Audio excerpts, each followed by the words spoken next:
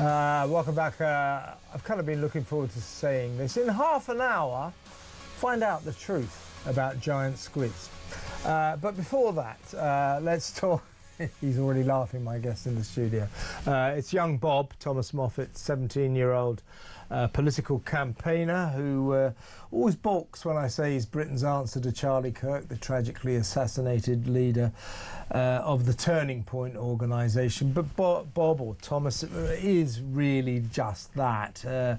He is the leading light of the Turning Point UK organisation, and his mission, just as Charlie Kirk's was, is to sort of debate, to spread the word. To yes, he has a right-leaning message, but he wants to debate it and see if he can get that word across.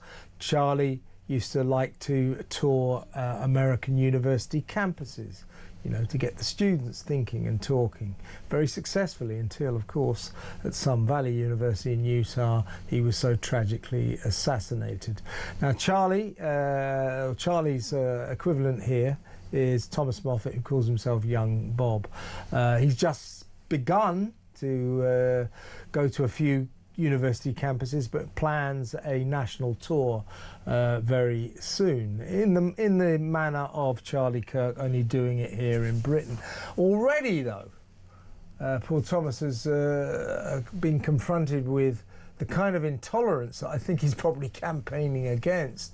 He went to King's College in London, King's College, part of London University, and this is what happened. Have a look at this.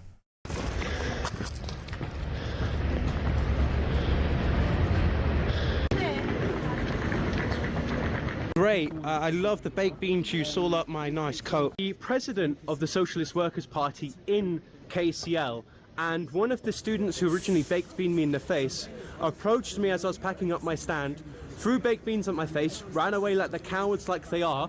And the reason being is that several people within this university who's on side, or who at least is sympathetic towards what I do, showed me messages of people trying to suggest others and encouraging others to assault me, which is absolutely ridiculous, and the society should expel anyone who assaults anyone if they're just speaking out about the free market of ideas and you decide to assault someone because you disagree with them.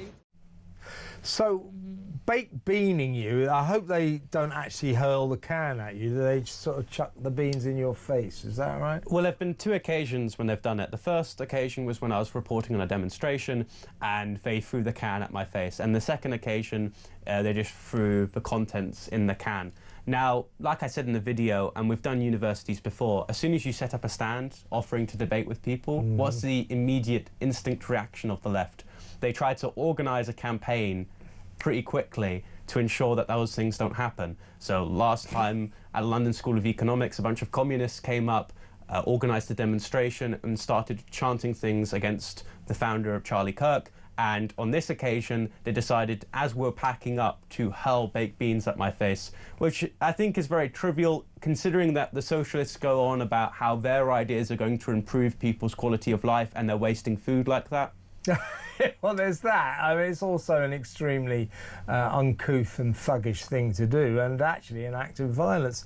Here you are in another moment of reasoned and civilised debate, being called a fascist. Watch this. I mean, it's interesting to know, to see that. I mean, it's interesting that, for example, Turning Point, you're looking at an emblem which goes like this, but actually we need to carry on and come back to the beginning and see where we came from and see how many times in history and how regularly the people, i.e. the populists, turn to a right-wing populist party to try to further their own interests. Could you give me an example? Well, 1930s Germany is the I don't think that was right-wing populism. I think that was largely just oh, mate, please don't say socialism. Utopia. Oh my God, yeah. Hard left. Yeah. Please don't tell me because if you look at the core junctions of socialism, for example, especially. No. It has nothing to do with socialism. I can give you a good argument for that. Please do. Tell me how Nazism is like socialism. If you look at the economic policy of fascism, what is it? It's corporatism, right? That's literally the economic doctrine of fascism, and it is the collectivization of property into the private sector. And if you look at the way that operations like Kodak, companies like Kodak in Germany, they were all owned by Nazi officials for the sake of the state. So you had this sort of, like, on paper, this is an amazing, private property owning. This is an amazing swerve. Well, like, you said that people that move towards right-wing populism, because we discussed briefly about that lady there. The charming comment. You tried to actually look towards. Now, I would say that if you look at, like, if you look at Farage, I think that his move to power, his rise to fame, is more in line with the UK at the time of 1930s Germany in terms of the way that the Conservative Party shifted. However, if you look towards... I don't think you're wrong there. I think you're right. I think a lot of it, there are a lot of parallels now to 1930s and the rise of someone like Farage, who actually... Don't think it's Germany, though, it's the UK. Sorry? Don't think it's Germany, because... And back to my point, because, of course... Yeah, go on. So collectivism... on paper teaches private property, however in material substance it's literally just the government owns everything for the sake of its people. I like the way he says, "Oh, don't you dare suggest the Nazis are socialists." Well, they were actually called the National Socialists.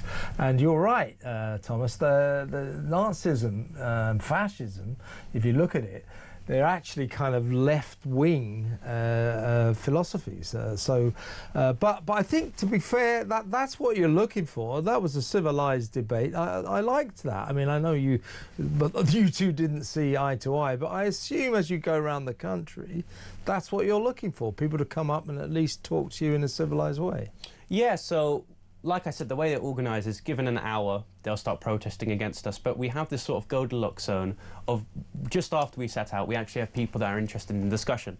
And like you said, we're organising a national tour, starting at Scotland, going all the way down to Wales, a 14-stop tour, I believe is the same number that Charlie set out on the same tour that got him assassinated. So, you know, I feel like in the UK, a lot of political commentators note that the way that America was sort of pre-Trump 2016 era is the way that the UK is currently heading. And I think this is ultimately the turning point for the United Kingdom. And the best way you do that, the vehicle by which this happens, is through the free market of place of ideas and through talking with people that disagree with you.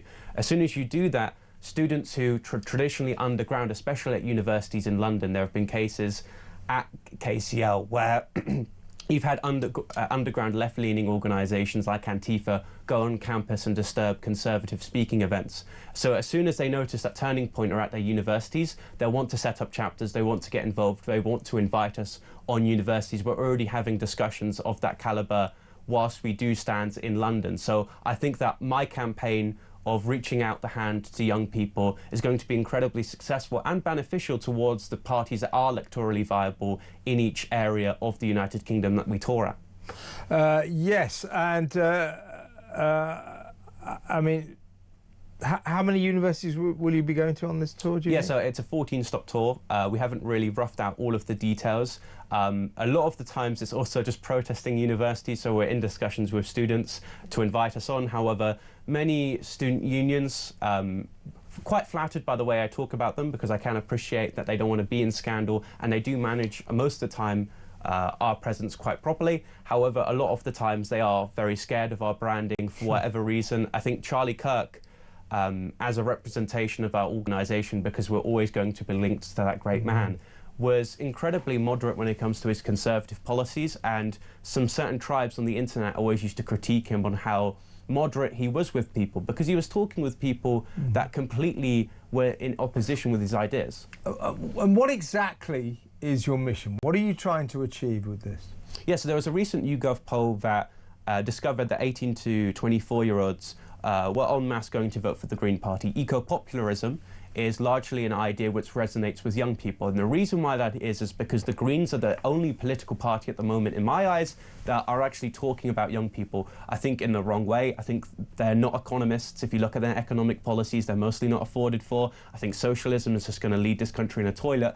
However, they're the only political party talking about young people. There is no conservative organisation at the moment that are prescribing and solving the issues that face young people to this day. And I want to sell to young people the best way that you're going to continue forward with a career, legacy and family is through looking at what your ancestors actually fought for and actually being proud of this country.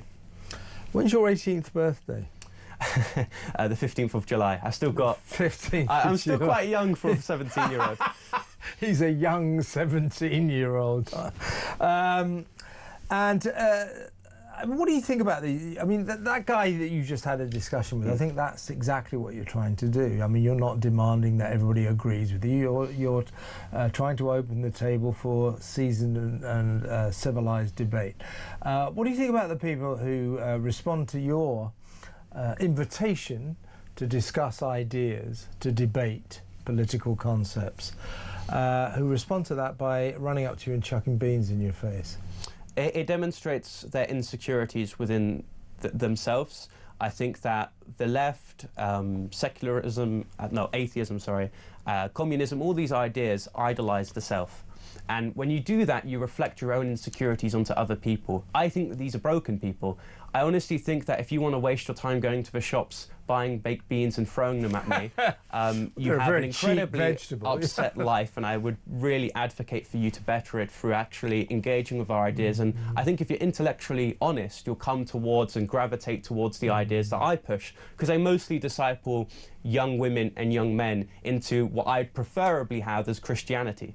Yeah, on the Christian angle, now if I was a student, okay, like I was once a long time ago, and you came up to me and said, you know, I'd like to discuss my right of centre ideas and all that, and I might have been very amenable to that, but if you started intertwining them with a kind of Christian belief and the God's message and all that sort of thing, then I might be slightly repelled. To this day, I might be a bit in that way.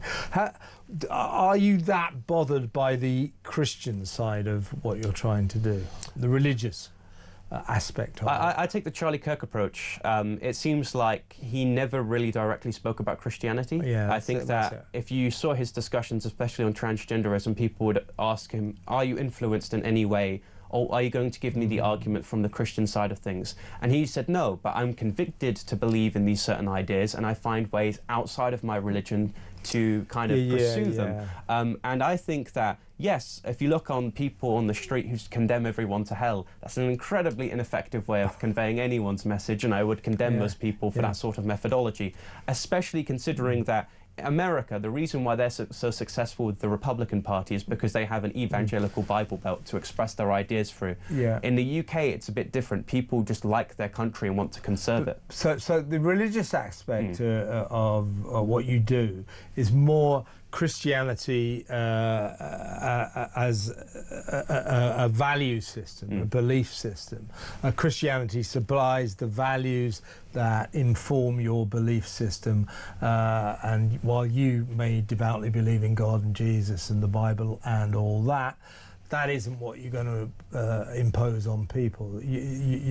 Your Christian faith delivers to you a value system that informs your beliefs. Is that about the size of it? Exactly. And I think that if I'm an honest person and I believe my religion's from God, God should be able to move them in some way or another to actually, you know, convert. I don't think it is my say for other people's salvation. I'm more concerned with my own. But you're not interested in converting people to Christianity? Not primarily. I think that if I'm talking about conservatism and someone's actually convicted within their hearts to believe and prescribe in the socially conservative ideas that I have, they're mostly going to end up being Christian if I'm right in saying that their religion is from God. However, if we approach conservatism in such a religious, puritanical way, we're going to convince very few people when it comes to ideas. You will alienate people if exactly. you go too far down that line.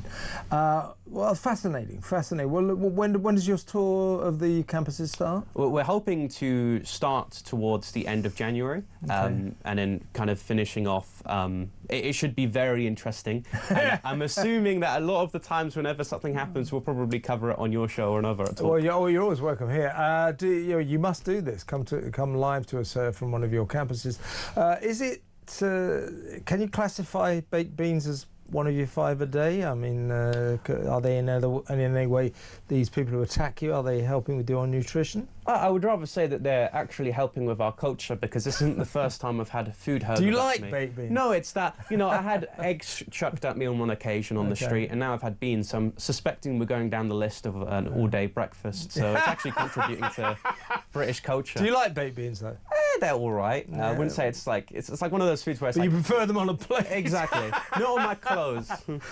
Listen, great to talk to you, Thomas. When we come back, I'm going to get young Bob's view on a really disturbing sort of turn of events in the States where pro-Palestine protesters, or some, we've got to stress it's a minority, a small minority, but they are going down a rabbit hole that I find very disturbing. In other words, their anti-Israel sentiments, they are allowing to spill into Nazism on a Nazi level, a Hitlerian level, Nazi salutes, support of the final solution, the Holocaust, that sort of thing. We'll show you the video next, and then we'll get young Bob's view on it. Welcome back. I'm still with young Bob, Thomas Moffit. He's from Turning Point UK. He's about to go on a tour, national tour of British university campuses, spreading the word. It's a right-leaning word.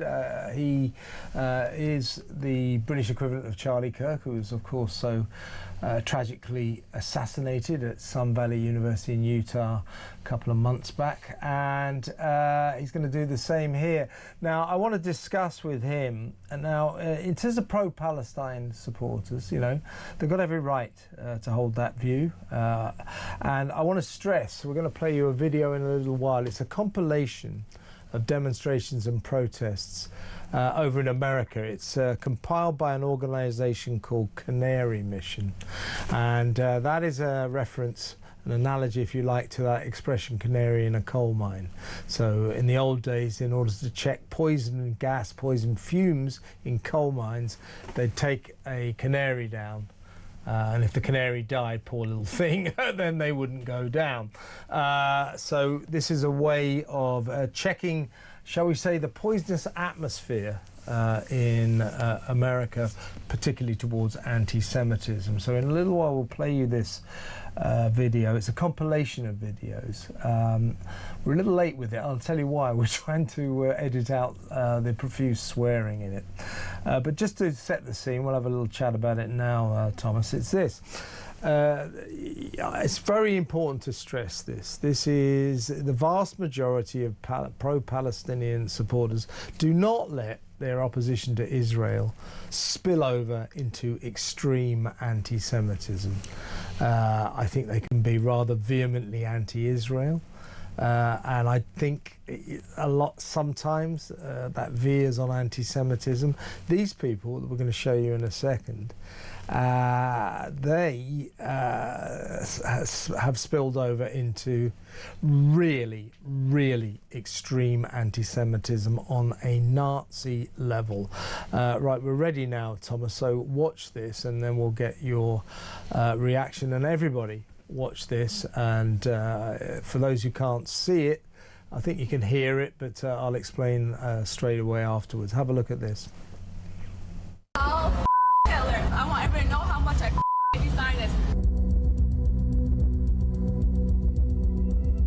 Free Palestine. Free Palestine. There you go. He's not scared. He's not afraid of his own opinion. There you go.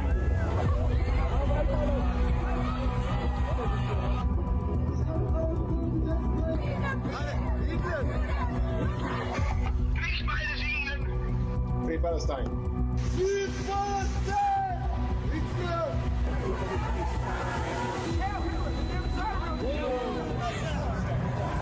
Nazi salute. Great to Hell Hitler, he's a G, he's a gangster. I wish he raided all you guys, bro. And the world was in a better place.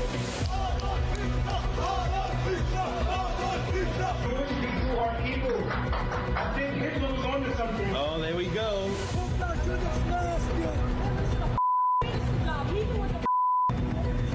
Why every so many hundred years these Zionists get slaughtered? Because Hitler knew how to deal with these people. Hitler was right about y'all. These dreidel spinning, yarmulke wearing, kibbutzin happening, genocidal. They should be all exterminated. Thank you. Every single one of them. And their kids, their mothers, their children, everybody. Just like Hitler. Thank you.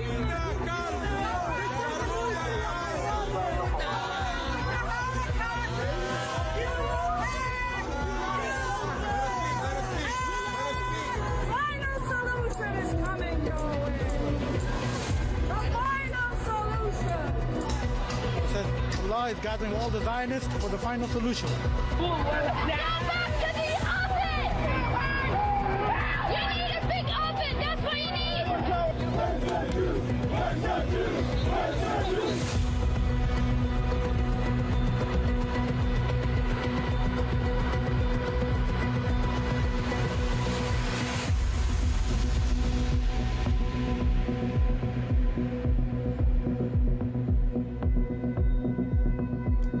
So these are anti-Zionists, they call themselves. These are Jew-hating, extreme anti-Semites. Nazi salutes there, don't cry about the Holocaust. Hitler was right, Hitler was onto something. Gas the Jews, get back to the oven. That's what all these people in America are chanting all the time. Nazi salutes. Now, I want to stress again, you know, this is an extreme minority, but that was a compilation from various different demonstrations, so it's happening.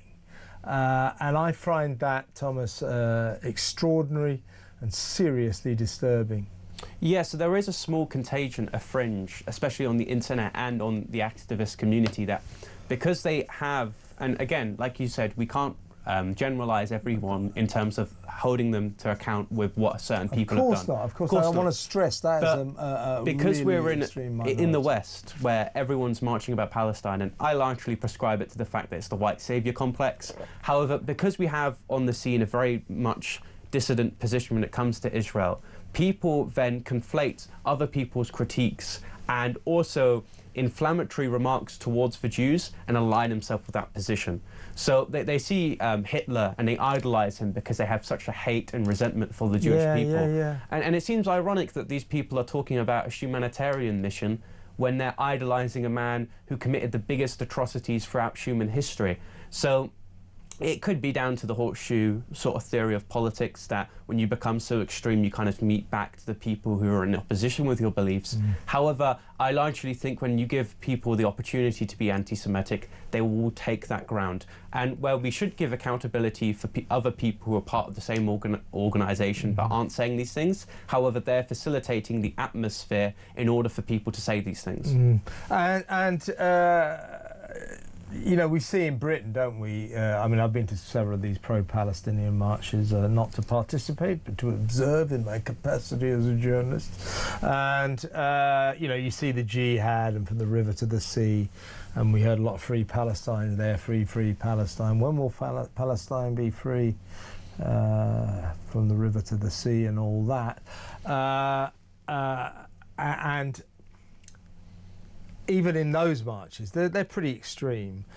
What I'm getting at here is you, the Turning Point organisation, Charlie Kirk, what you stand for, I think, in the end, you've got your beliefs, you'd like people to take up and adopt, but your sacred mission is to do that with civilised debate, with a proper civilised narrative. What we're talking about here is like the people who chuck baked beans at you, they're incapable of debate. If somebody doesn't agree with them, it spills over into violence and into that kind of deeply disturbing extremism. It's what you're out to stop. But why is it? Why is it? So these people, they're perfectly entitled to be pro-Palestine. They're perfectly entitled to be anti-Israel. But why is it they let that political viewpoint spill over into this kind of murderous extremism? Is it because for some reason, I would probably blame, certainly in Britain, our education system, that they are incapable of tolerance towards those with whom they disagree? I think it's the sloganisation of politics. And what I mean by that is their political understanding goes so far as attending a demonstration on a Tuesday saying Free Palestine, then going home. If they were actually educated on their beliefs and their schools of thought and they were able to have critical discussions, they wouldn't develop in such a way where they end up being a brick wall of just anti-Semitism and hatred towards the Jewish people. So, you know, I've been on numerous occasions the opportunity to go to Palestine demos and just speak quite frankly on the reason why we feel like we need a foreign flag protesting and taking up all our resources. And every single occasion, they even have this sort of organised way of dealing with people they disagree with. They go to the police, they say words like "you're causing me alarm and distress," and they will then use the police to kick you out of a demonstration, even though either you're disseminating information about the demonstration or you just want to have a discussion with the organisers and why you hold so dearly to these beliefs. Because once you start having strong beliefs without any real ultimate reason or underpinning towards why you believe in them, it just becomes hatred. Ignorance is the thing by which breeds and begets hatred, because you don't know why you believe in these things. I'd hazard a guess, probably a rather educated guess, that most of those people doing, gas the Jews, that get back in the oven, probably know nothing of the real history of it. Actually, they probably have no, or most of them, I would suggest, probably have no understanding of the sheer enormity of Hitler's crime, of what the Nazis did. They're too divorced from it. They're over there in happy, snappy America, and they just think it's kind of cool to be like that. Extraordinary, extraordinary. Well, thanks for your views on that. Just before you go, Thomas, there's a question I want to ask you. Moving on. Your school days aren't too far behind you. What do you think? What are your views on the BBC and The Guardian in particular, pursuing this story that Nigel Farage, now 61 years old, when he was 13, when he was a schoolboy nearly 50 years ago at Dulwich College, in the playground, it stands accused anyway of calling some, of being racist towards Jewish kids. And a Jewish bloke who was at school with him turned up last week, 50 years and half a century on, to say, I remember him, he used to call me a Jew and say gas the Jews and things like that. And Nigel Farage saying, well, A, I don't remember it, and B, I was a school kid, I was a little boy, so if I said it, I was a little boy, and C, those were different times. During those days, the BBC had a sitcom called Till Death Us Do Part, which was openly racist. It was just, used the N-word, the C-word, all of that. They had a entertainment program called The Black and White Minstrels, in which white people, black-faced, to sing songs in kind of Mississippi gospel style, and so on and so forth. So he said, well, those were different times. What do you think about the fact that The Guardian and the BBC believe this is a story that when he was 13, Nigel Farage may or may not have said some nasty things to other school kids? So I'm into debates. It's a fallacy called presentism. Essentially what you're doing is applying the professional standards of a politician onto a 13-year-old Nigel Farage, which isn't fair at all. I mean, you see this across social media about young boys talking about what would happen if their group chats are leaked, because supposedly they say quite damning things in them. And I largely would agree that, some of the things that these people are alleging, minding you, it's taken years for them to allege these things, may be true, but like Nigel Farage said, there's no malice intent behind them. And I would never judge a politician on what they said in their earlier years, because it doesn't reflect their genuine intentions and policy platform that they're going forward. Especially on the anti-Semitism thing, I would take it that Reform are probably holding a very pro-Israel line. They send delegations to Israel, sort of communicating with them as an ally. So I don't know, they're not credible. I think that if we were to do this with every politician, like, for example, the saying goes, if you find me the man, I can find you the crime. Now, if you were to go to me when I was 13, I'd probably say something that I would regret. Even in my early years of political and religious activism, the way I carried and communicated myself is probably not the best. Yeah, exactly right. And Brendan O'Neill made a really good point about it. He said, in effect, what we've got here is grown adults, The Guardian, the BBC, bullying a 13-year-old boy. And that 13-year-old boy is Nigel Farage when he was a schoolboy. It's all wrong, folks, and I totally agree with you, Thomas. Young Bob, folks.